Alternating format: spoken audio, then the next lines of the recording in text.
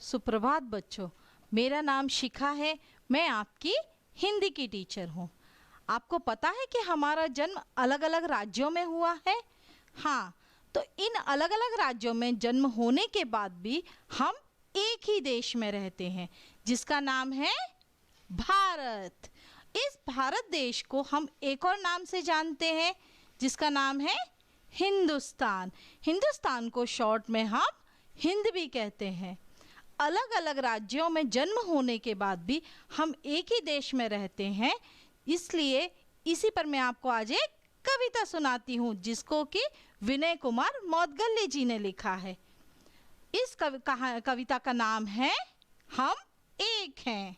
हिंद देश के निवासी सभी जन एक हैं, रंग रूप वेश भाषा चाहे अनेक हैं। हिंद देश के निवासी से तात्पर्य यहाँ हमारे भारत देश से है।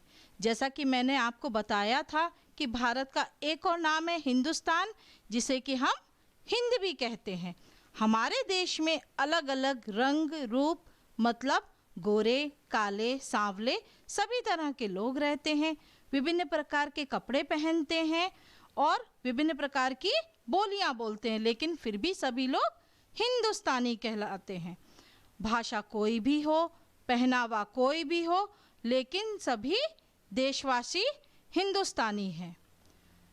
बेला गुलाब जूही चंपा चमेली, प्यारे प्यारे फूल गूथे माला में एक हैं।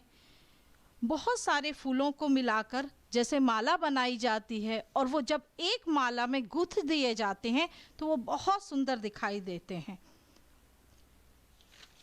कोयल की कूक न्यारी, पपीहे की टेर प्यारी, गा रही तराना बुलबुल, राग मगर एक है। इसी तरह सुबह के समय जब आप जल्दी उठते हैं तो आपने बहुत सी आवाज़ें सुनी होंगी।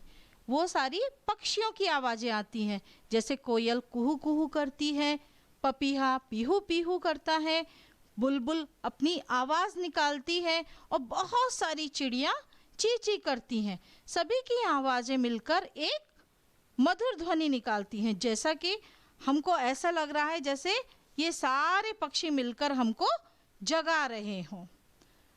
गंगा यमुना ब्रह्मपुत्र कृष्णा कावेरी, जाके मिल गई सागर में हुई सब एक हैं।